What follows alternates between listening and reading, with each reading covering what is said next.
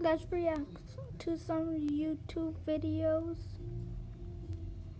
with Lucas. I subscribed to him, but I haven't seen his most recent video, so let's just take a look at it. Weekly dose of aviation. Hey, what's up guys? Welcome back to another weekly dose of aviation. This plane in Russia was taking off, but ran off the end of the runway after it aborted the takeoff attempt.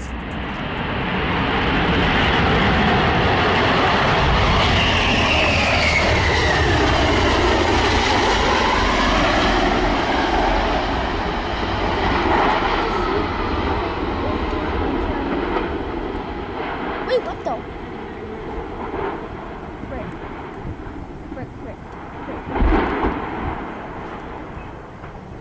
Luckily, no one was injured. This guy jumped off a helicopter to skydive. What's wrong with that This person? is on the skid. Watch him as they part company. Why doesn't it come to a barrel roll? Blue Flame is now under company. The guy who jumped out of the airplane at 25,000 feet without a parachute is successful. This jet pilot doing a really steep turn, Nice. pulling over 9 Gs.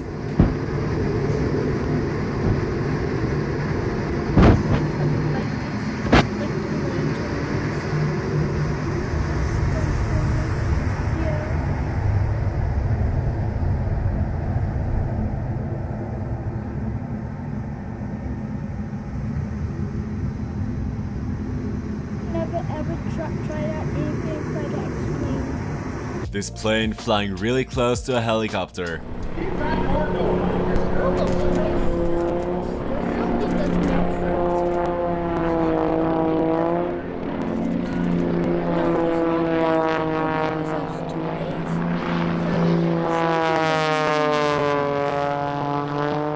This car chasing a plane down the runway. Is that a U2? The hardest plane to fly in the world?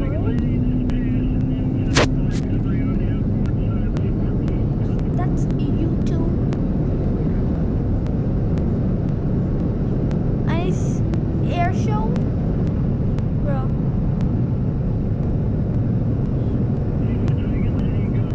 It's a U-2 spy plane that requires a chase car to land. This Yeah. jet's flying by a crowd at high speed.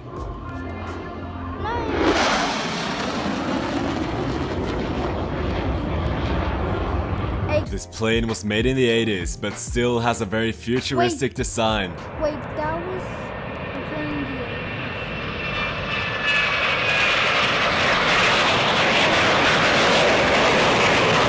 80s. This is what flying a Blue Angels jet looks Yeah, like. Blue Angels.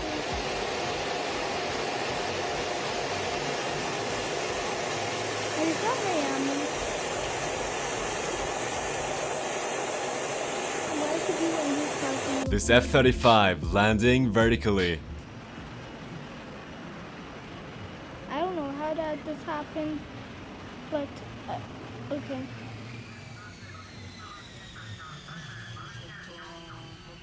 These two jets passing by low.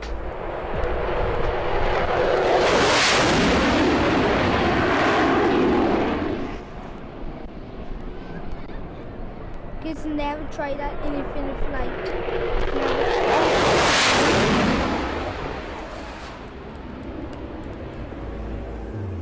And that's it for this week. I hope you guys enjoyed. Other sources I will be really linked enjoyed. in the description as usual. Don't forget to subscribe if you're new, and also feel free to follow me on Instagram. Okay.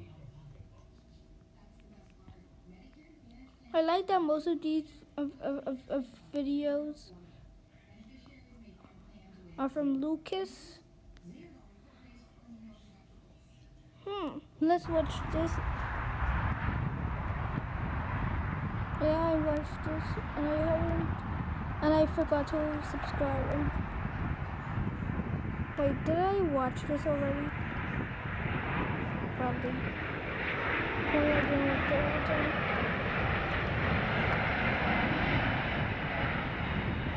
FedEx, please land. I believe in you, and even though between the E and X there's an arrow.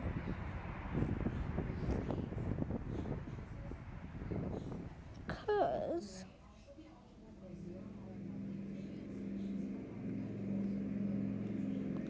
not reading. That's what. Never mind.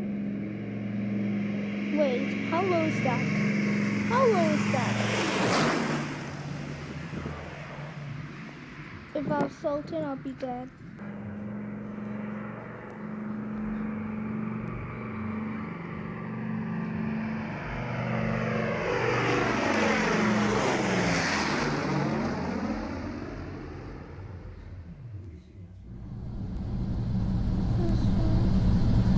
I don't know what it.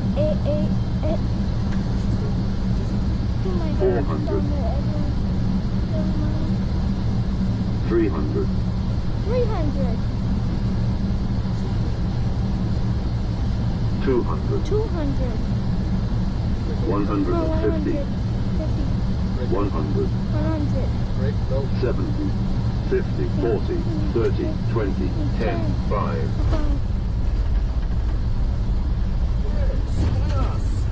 Retard. Why isn't it saying retard?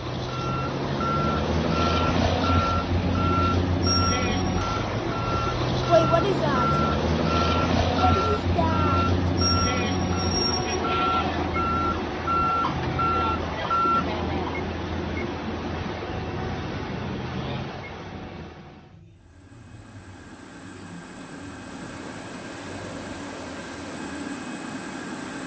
If I was that slide, I'd be fighting.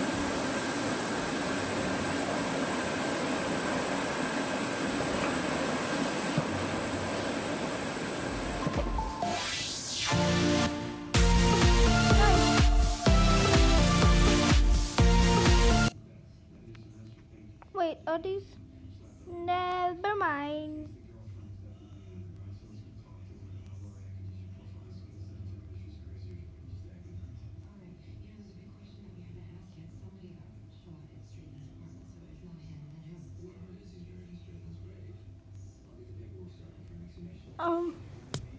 How about this?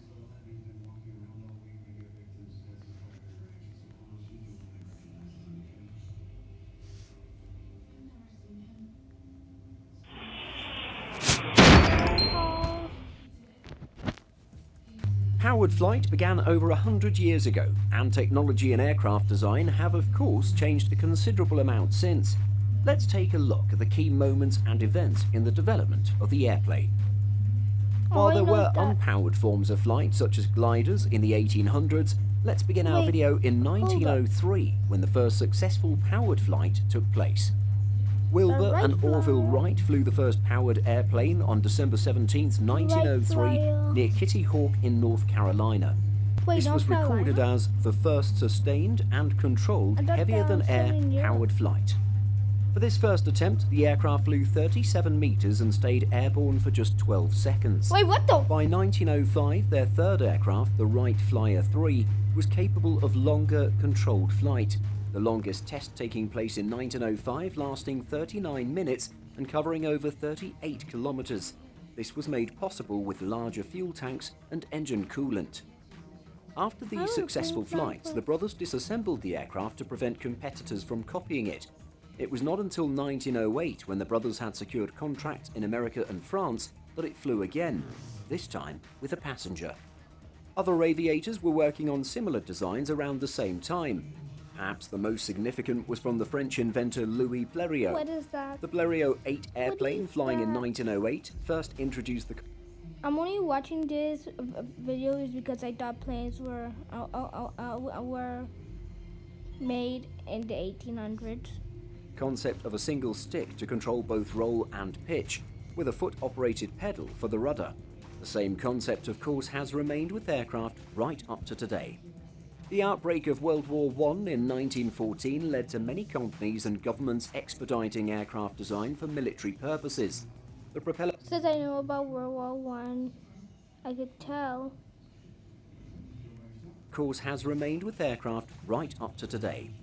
The outbreak of World War That these are British soldiers. I in 1914 led to... Let's just watch. What else has changed in the past 100 years of human... Travel by airplane is by far the fastest, but not the most comfortable way to go. It wasn't always like this, though. Getting to lie down in a spacious bed seat? Check. Full hot meals, bars, and even pianos on board? Also check. So, what else has changed in the past 100 years of human flight? The first airplane ever was the Wright Flyer, made by the Wright brothers in 1903.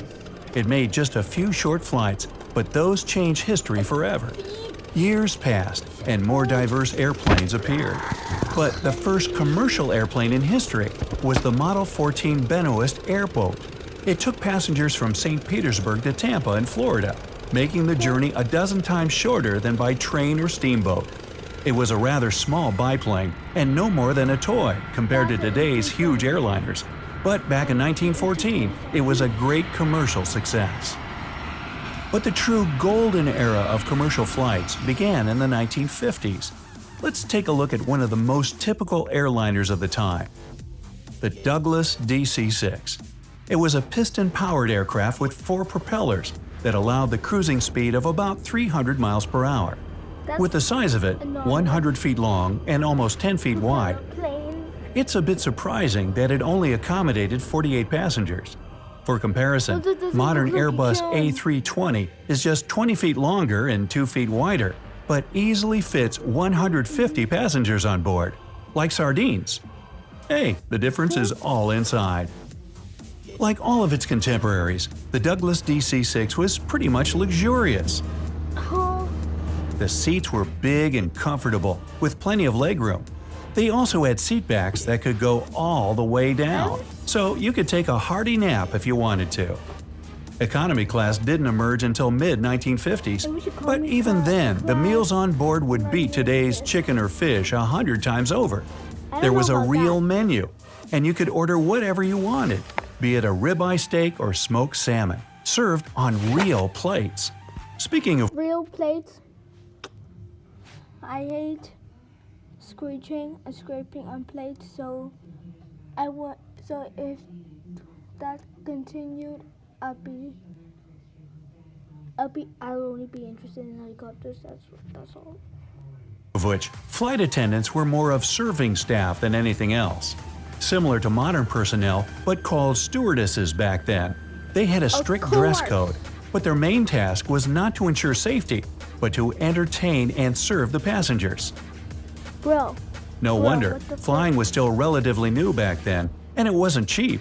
The average price of a domestic ticket would cost you a month's wages, and a transatlantic flight was a luxury for the richest. I don't know why things are so expensive. Passengers would dress up for the flight as if they were attending a social event.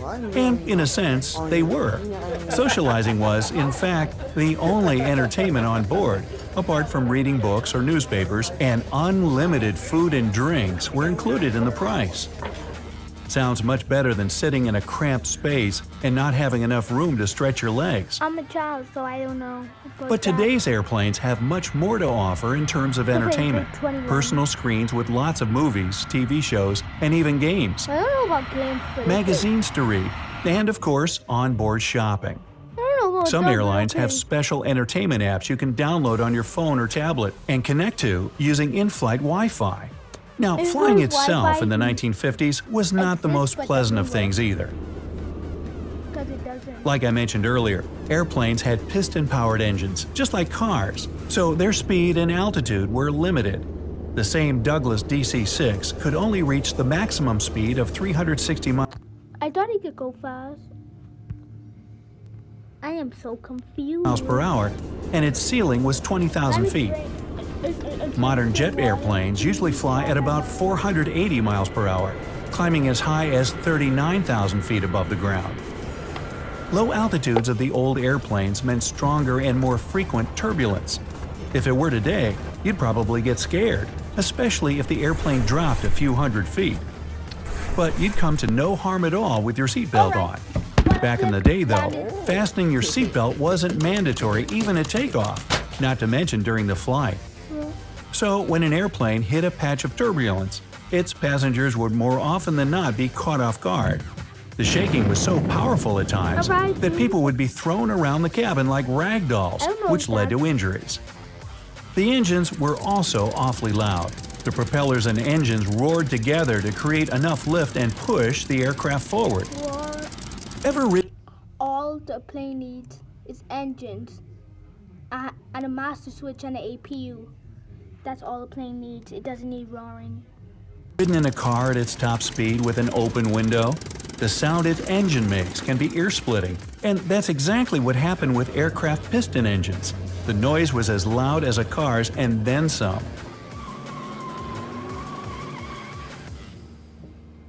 Another distinctive feature of the old airplanes were square windows. We're all used to them being rounded at the corners, but early piston-powered planes didn't need those smooth lines. They flew lower and slower than jets, and that made all the difference. When the first jet-powered airliners appeared, though, this caused a lot of accidents.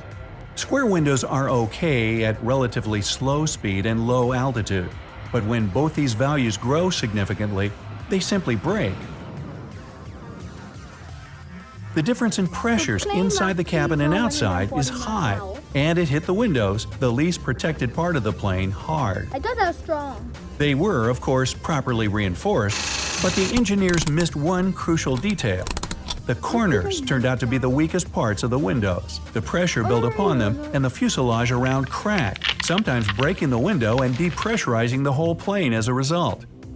So the problem was eventually solved by making the windows rounded. Even seat design has changed a lot towards safety. Although today's seats are so close together that you have to keep your elbows to your sides most of the time, loads of space you get in the 1950s airplanes wouldn't have saved your life in an emergency. In modern aircraft, seat backs are made so that you don't injure your head if a particularly strong shake rumbles through the plane. Seats themselves now absorb more energy and remain firmly in place during an impact. In the past, an accident could have torn the seats from the floor, so you basically traded safety for comfort. Hold up. Hold up.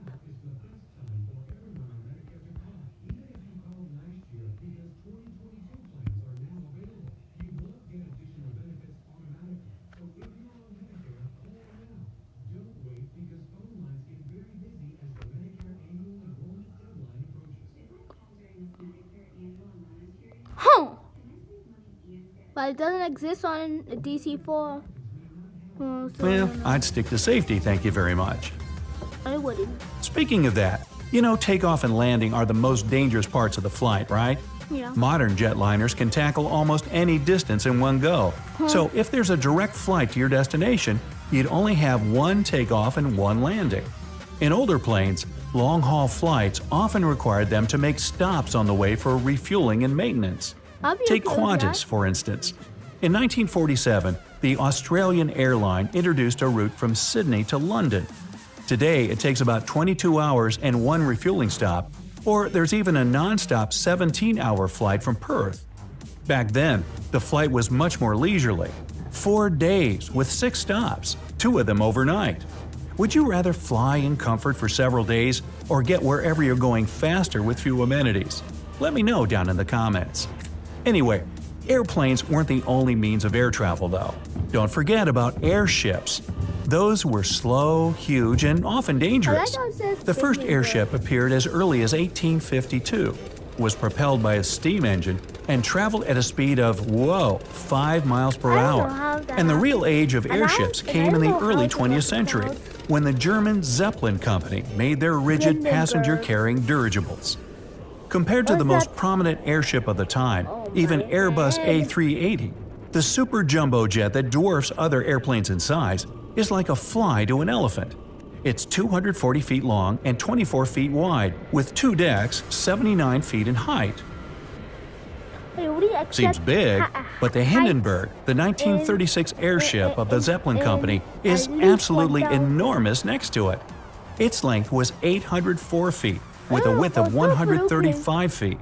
Hindenburg could take as many as 72 passengers and 50 crew members across the skies at a relaxing speed of 76 miles per hour. Airships couldn't rival airplanes in speed or passenger capacity, but they were comfortable and luxurious. They could have become a tourist thing, kind of like cruise ships, if not for the 1937 disaster of that same Hindenburg over New Jersey, filled with hydrogen, combustible. went boom, bad news. The terrible accident was the alarm that halted production of passenger airships for many decades. Today, though, there's plenty of talk about the return of the giant dirigibles. In about 5 years, for example, the first airship will take 100 passengers on a North Pole expedition. It uses helium, not combustible, no boom. Good news. And although it won't be much of an expedition, but rather a luxury cruise for the wealthy, the tickets cost $80,000. But why? The new airship still marks the rebirth of the great flying palaces. Hey, if you learned something new today, then give the video a like and share it with a friend. And here's some other videos I think you'll enjoy. Just click to the left or right, I don't care. And remember, stay on the bright side. Yep, I kept my promise in my head, which I never told you that I'm impatient. Did I? Anyways, see ya. Bye.